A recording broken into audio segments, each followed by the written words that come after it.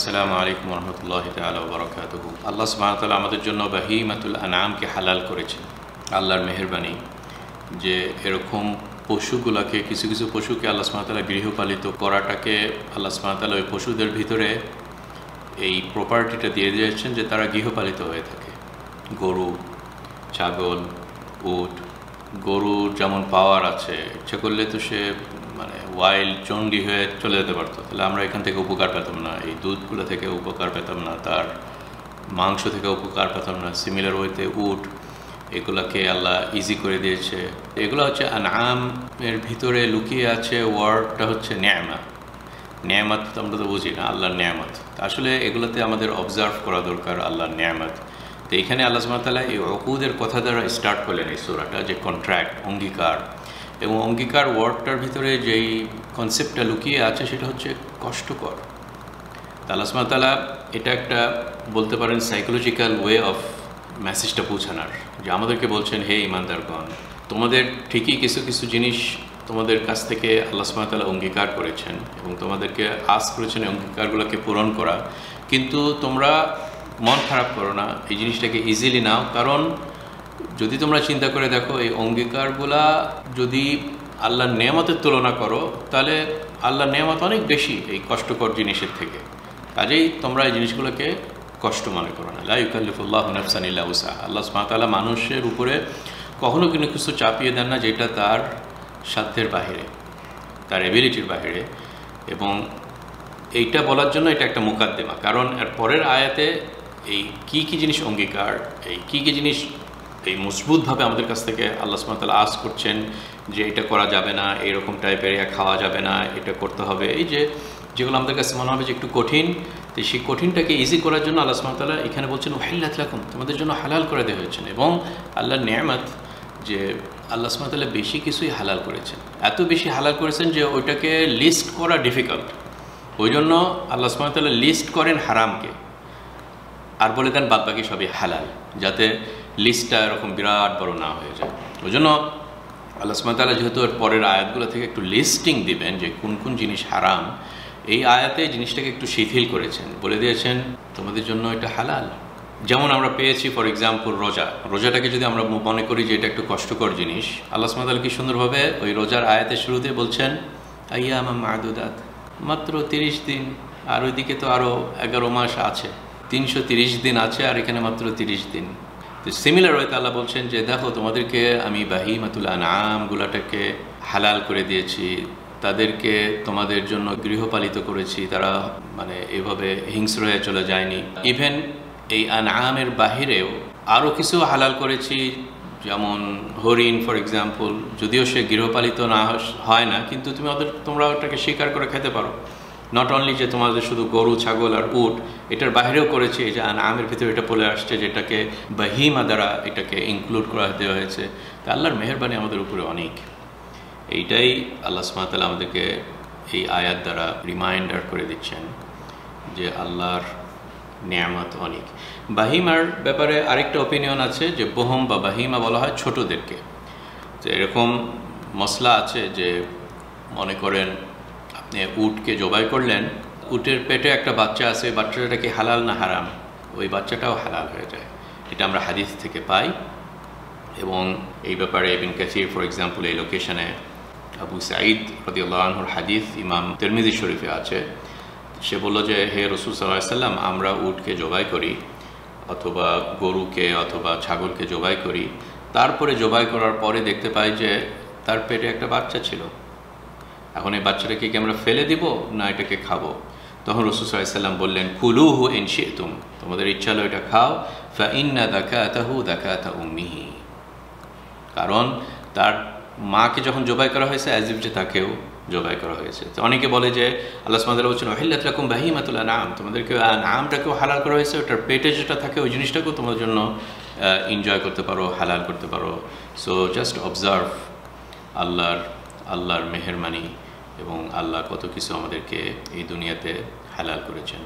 ওই জন্য অনেক সময় এই সবের এগেনস্টে আমাদের যেটা করণীয়, যে এনজয় করা আল্লাহর হালাল।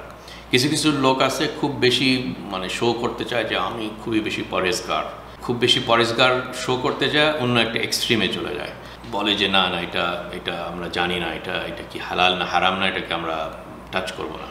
মানে এই জিনিসটা হচ্ছে গোরামি। এবং Islam is always in the middle. আমরা যেন দুই এক্সট্রিম থেকেই নিজেদেরকে সেভ করি।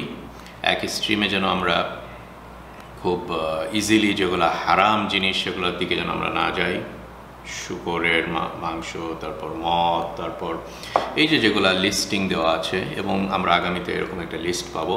আবার অন্য সাইডে যেন আমরা খুব বেশি বাড়াবাড়ি না করি। বাড়াবাড়ির একটা ক্ষেত্র যে খুব বেশি আস্ক করা, আল্লাহ তোমাকে এই জিনিসটা হালাল করেছে, সে দেখে আবার খুব বেশি আস্ক করবে। মনে করেন যে একটা মুসলমান ল্যান্ডে এটা একটা নর্ম, ইভেন খ্রিস্টান ল্যান্ডেও, মানে আমরা এই সূরাটাতেই পাবো। এই সূরাত আল মায়েদাতে হয়তো কয়েক সপ্তাহের মধ্যে আমরা পাবো যে তা'আমুল্লাযীনা উতুল কিতাব হিল্লুল লাকুম, আহলে কিতাব মানে ইহুদি এবং খ্রিস্টানরা যে জিনিসটা জবাই করে এটা তোমাদের জন্য হালাল। তা এখন অনেকে বলবে যে না না এটা এটা এটা হারাম। তো এই যে আল্লাহ যখন সহজ করে সেটাকে আপনার মানে কঠিন করা, এটাও আরেক রকমের গুনাহ, এটা আরেক রকমের গুনাহ। এবং এটা আল্লাহর উপরে, আল্লাহ সম্মত এটা মিথ্যা কথা বলা। এটা সূরাত আন-নাহলেও আমরা পাবো। সূরাতুন নাহলের আরেকটা নাম সূরাতুন নি'আম, আল্লাহর নিয়ামত। কাজে আমরা যেন আল্লাহর নিয়ামতগুলোকে অবজার্ভ করি, যেগুলো নিয়ামত দিয়েছে আমরা যেন এটা এনজয় করি, এবং এনজয় করার সাথে সাথে আমরা এই নিয়ামতটাকে অবজার্ভ করে শুকরিয়া আদায় করি। শুকরিয়া এবং অবজার্ভ করা এগুলা হচ্ছে খুবই খুবই ইম্পর্ট্যান্ট। এই জন্য এই আয়াতে হিল্লাত লাকুম বাহিমাতুল আনআম। তারপরে আল্লাহ সুবহানাহু ওয়া তাআলা এই আয়াতটাতে কি সুন্দরভাবে অল্প কিছু ওয়ার্ডে অনেক মিনিং ঢুকিয়ে দিলেন। মানে একটা পজিটিভ সেন্টেন্স, যে জিনিসটা তোমাদেরকে আমভাবে হালাল করা হয়েছে, বাহিমাতুল আনআম, তারপর ওইটার বাইরে এক্সেপশন দিলেন, ইল্লা মা ইউতলা আলাইকুম, যেটা তোমাদের উপরে তিলাওয়াত করা হবে নেক্সট আয়াতগুলোতে, গায়রা মুহিল্লিস সাইদি। কিন্তু যারা হজ বা উমরা করার জন্য ইহরাম পরেছে, ওই ইহরামের আলাদা একটা এক্সট্রা, ওই ইহরাম পরাটা মানে হচ্ছে তার ভিতরে আরেকটা এক্সট্রা লেয়ার অফ আল্লাহর সাথে কন্ট্রাক্ট সে ঢুকে গিয়েছে। সে যখনই ইহরাম পরেছে তার জন্য অনেক কিছু হারাম হয়ে গিয়েছে টেম্পোরারি ওই ইহরাম পরা অবস্থায়। আবার আরেকটা লেয়ার হয়ে যায় যখন ইহরাম পরা অবস্থায় অথবা না পরা অবস্থায় যদি হারাম শরীফের বাউন্ডারির ভিতর ঢুকে যায়। হারাম শরীফ বাউন্ডারির ভিতরে গেলে ওইটা আবার আরেকটা লেয়ার। আল্লাহ সুবহানাহু ওয়া তাআলা এইসব উকুদ, যে জিনিসটা আল্লাহর অঙ্গীকার, ইটস অ্যামেজিং যে আল্লাহ সুবহানাহু ওয়া তাআলা মানুষের স্ট্যাটাস অনুযায়ী এক রকমের অঙ্গীকার করেন। স্ট্যাটাস মানে অল ইন আ সাডেন আপনি পানি খেতে পারবেন, কিন্তু ফজরের আজান দিয়েছে রমজান মাস, এই সেকেন্ড থেকে আপনি পানি খেতে পারবেন না। এটাই হচ্ছে আল্লাহর সাথে অঙ্গীকার আমাদের। এই জিনিসগুলো আমাদের অবজার্ভ করতে হবে। আপনি ইহরাম পরে নিয়াত করে ফেলেছেন, এইটাই হচ্ছে আপনার উপরে আল্লাহর সাথে একটা অঙ্গীকার করা হলো। এই যেটা একটা অঙ্গীকার, এটা একটা আমানত হয়ে গেল। স্বপ্ন দোষ হয়েছে, আল্লাহর সাথে একটা অঙ্গীকারও করা হলো যে আপনি নামাজ পড়তে পারবেন না গোসল করা ছাড়া, যেটাকে জানাবার কনসেপ্ট হবে। এই যে মানুষের যেই স্ট্যাটাস চেঞ্জের কারণে এই অঙ্গীকারগুলা ইনিশিয়েট হয়। আবার কোনো একটা স্ট্যাটাসের কারণে আপনি চুল কাটলেন ওমরা করার পরে, এই চুল কেটে আপনি হালাল হয়ে গেলেন, এখন আবার এই জিনিসটা হালাল হয়ে গেল। আপনি হারাম শরীফের বাউন্ডারিটা ছাড়লেন, এটা আবার হালাল হয়ে গেল। আল্লাহ সুবহানাহু ওয়া তাআলা এইসব আল্লাহর যে গভীর সিস্টেম, এটা মানুষ কিছু কিছু জিনিসে আমরা অবজার্ভ করতে পারি, আবার কিছু কিছু জিনিসে আমরা পুরো স্যারেন্ডার হয়ে যাই, যে সুবহান আল্লাহ বলি যে নিশ্চয়ই এটার ভিতরে আল্লাহর কোনো একটা হিকমত আছে। ফর এক্সাম্পল আলী রাদিয়াল্লাহু আনহু বলতেন যে যদি ধর্মর সব কিছুই আমরা মানে আকল দ্বারা জাজ করে বুঝতে পারি, তাহলে মাসহাল আল খুফাইন যেটা, এটা জুতার উপরে কেন, জুতার নিচটাই করা লাগতো, কারণ ওটাই তো টাচ করে ময়লাটা। কিন্তু ইসলাম বলেছে না, তুমি হচ্ছে ওই মোজার উপর সাইডটাতে মাসহ করো। কাজেই আমরা যেন এরকম গোরামি করে সব কিছুর পিছনে সায়েন্টিফিক রিজনিং এবং এটার পিছনে কি রেশনালাইজেশন আছে এটা যেন খুঁজতে না যাই। কিছু কিছু জিনিসে আমরা বুঝতে পারি যে হ্যাঁ এটা খুবই একটা গভীর থট, এবং বাদবাকিটা যেন আমরা স্যারেন্ডারটা করি, যেটা হচ্ছে হার্ট অফ ইসলাম। ইসলামের ভিতরে ইস্তিসলাম আছে, এবং ইস্তিসলাম মানে স্যারেন্ডার, এবং স্যারেন্ডার মানে একটা গাইবকে চিন্তা করা। এবং সূরা বাকারা স্টার্টই হয়েছে আল্লাযীনা ইউমিনুনা বিল গাইব, so it is part and parcel of the Islam. আকল আপনাকে কয়েকশো মাইল দূরে নিয়ে যা ছেড়ে দিবে, কয়েকশো মাইল দূরের জার্নিতে আপনাকে দেখাবে ওয়ান্স অ্যান্ড এগেইন যে ইসলাম ইজ ফুল অফ হিকমা। তারপর একটা জায়গায় ছেড়ে দিয়ে বলবে যে ভাই তুমি কিন্তু এখনও ওই লেভেলে পৌঁছনি যে 100% দেখা, তুমি এই 20% যেটা তোমাকে দেখালাম, এই 20%টা তোমাকে শো করবে যে হ্যাঁ বাদ বাকিটা ঠিকই আছে। এটা হচ্ছে ইসলামের দাবি আমাদের কাছে।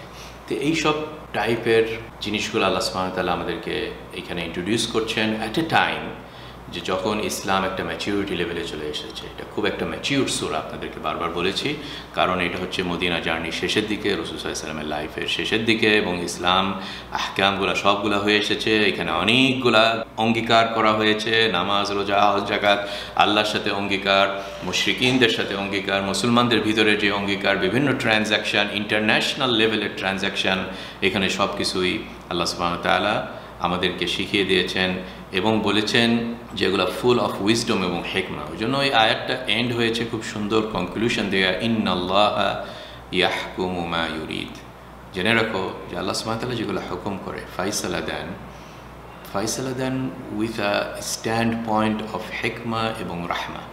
আল্লাহ যা খুশি তিনি নিয়ম করেন, কিন্তু আল্লাহর নিয়ম কোনো একটা ডিক্টেটরের নিয়মের মতো না। ডিক্টেটররা নিয়ম করে যে তার অথরিটি কীভাবে করা যায়, জনগণের ঘাড় মোটকায় আমি কীভাবে তাদের টাকা খেয়ে নিতে পারি, আমার উপরে আর কেউ নাই, আমি ডিক্টেটর, আমি যা খুশি তা করি।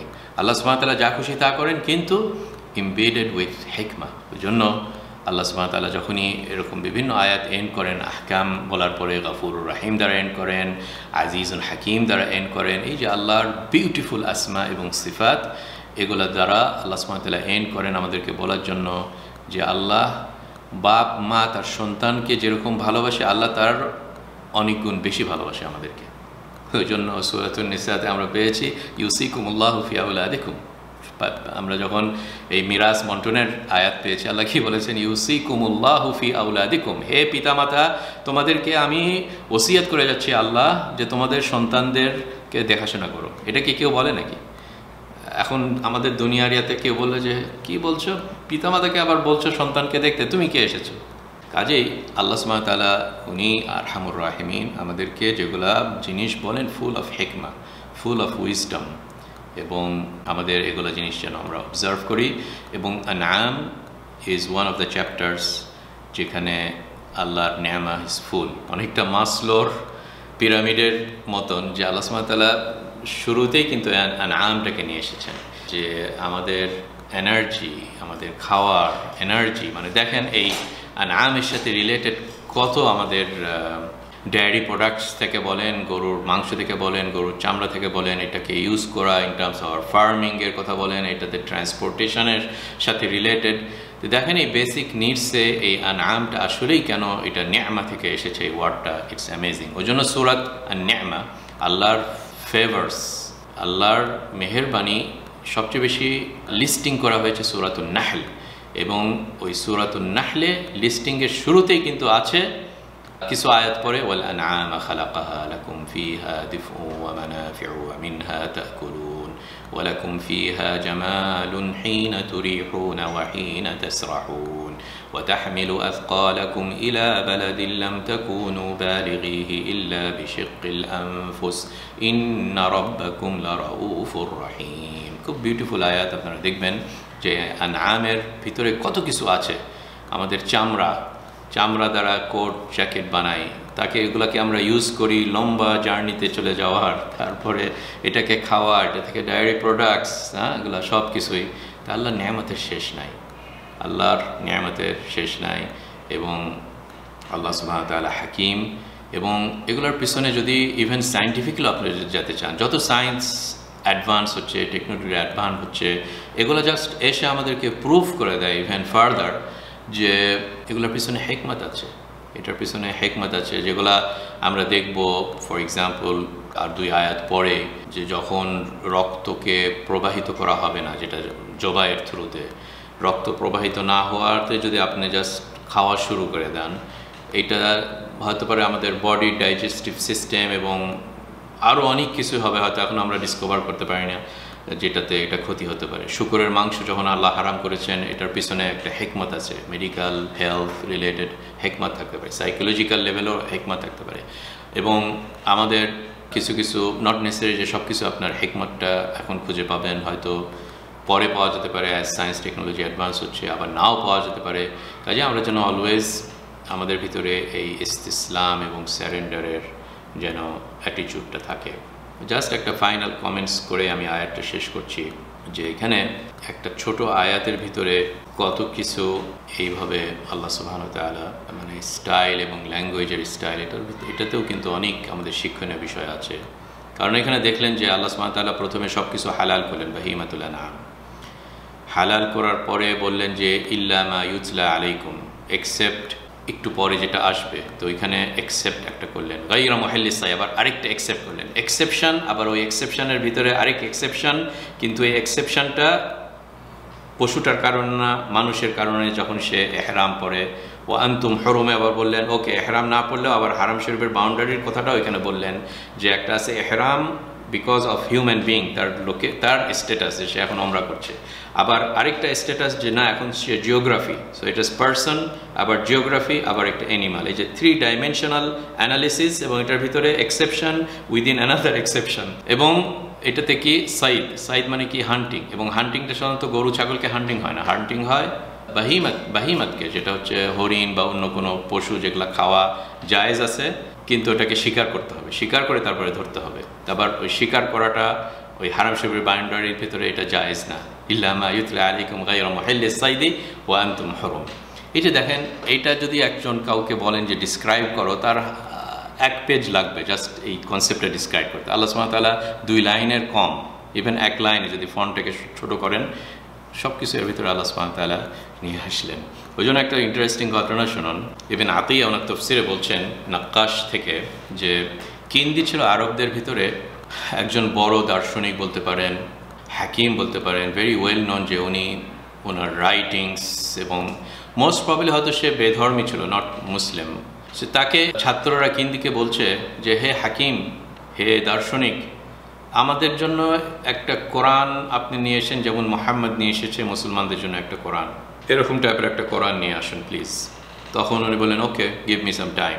তখন তিনি সেক্লুশনে চলে গেছেন, তার রুমের মধ্যে বসে 2-3 দিন স্পেন্ড করেছে জাস্ট এই প্রমিস, যে চ্যালেঞ্জটা সে ফুলফিল করার জন্য সে রিসার্চে বসে গিয়েছে এবং লেখা শুরু করে দিয়েছে। কয়েকদিন পরে সে বাহির হয়ে এসে 2 হাত উঠায় স্যারেন্ডার, বলল আল্লাহি মা আকদিরু আলাইহি, আল্লাহর কসম ইটস নট পসিবল, এবং এটা কেউ করতে পারবে না। আমি কোরআনটাকে ওপেন করেছি যে স্টার্ট করি চ্যালেঞ্জের, দেখলাম যে সূরা মাইদায় আমার সর্বপ্রথম এসেছে আমার মুখে। তখন আমি সূরা মাইদাতে দেখলাম প্রথম আয়াতে আল্লাহ সুবহানাহু ওয়া তাআলা একটা কমান্ড করলেন, আউফু বিল উকুদ, অঙ্গীকারগুলোকে ফুলফিল করো। আবার কমান্ডের অপোজিট প্রহিবিশন করলেন, তারপরে প্রহিবিশন করার পরে কিছু জিনিসকে হালাল করলেন, জেনারেলভাবে হালাল করার পরে আবার এক্সেপশন করলেন, আবার এক্সেপশনের ভিতরে আবার আরেকটা এক্সেপশন করলেন, তারপরে তার কুদরত এবং হিকমতটা দিয়ে শেষ করলেন 2 লাইনের ভিতরে। এবং এইটা কারো জন্য সম্ভব না, যদি সে ইভেন ভলিউমস লেখে তা এটা সে পারবে না। কাজে আসলে কোরআনের ভ্যালুটা যারা আসলে হাকিম তারা আরও বেশি বুঝে, আর আমরা ছোটোখাটো 2-1টা শ্যালো অ্যানালিসিস করে বুঝতে পারি যে ওয়াও দেয়ার ইজ সামথিং, তাই না? এবং এইসব তফসিরে আমরা আপনাদের সামনে তো এইসব জিনিসই 2-1টা সারফেস, স্ক্র্যাচিং দ্য সারফেস যেটা বলে, কিন্তু যার যত বেশি অ্যানালিসিস করে সে হয়তো ওই এটার চেয়ে আরও বেশি ভালো কনক্লুশনে আসবে যে সুবহানাল্লাহ ইন্নাহুল হক।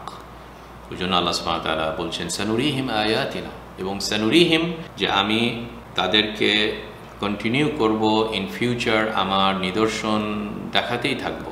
সানুরিহিম আয়াতিনা ফিল আফাকি ওয়া ফি আনফুসিহিম, এই হোরাইজনে, আসমান জমিনে, বিভিন্ন লোকেশনে, এবং তাদের ওন পার্সোনাল লাইফে, এবং তাদের ওন বডিতে, এবং তাদের ওন কমিউনিটিতে, ডিস্ট্যান্ট, নিয়ার, হোরাইজন সবখানেই দেখাতে থাকবো, হাত্তা ইয়াতাবায়্যানা লাহুম আন্নাহুল হক, যতক্ষণ পর্যন্ত না তারা কনভিন্সড হবে যে আসলেই এটাই হক। আওয়ালাম ইয়াকফি বিরাব্বিকা আন্নাহু আলা কুল্লি শাইইন কাদির। আলহামদুলিল্লাহি রাব্বিল আলামিন। ওয়াসসালামু আলাইকুম ওয়া রাহমাতুল্লাহি তাআলা ওয়া বারাকাতুহু।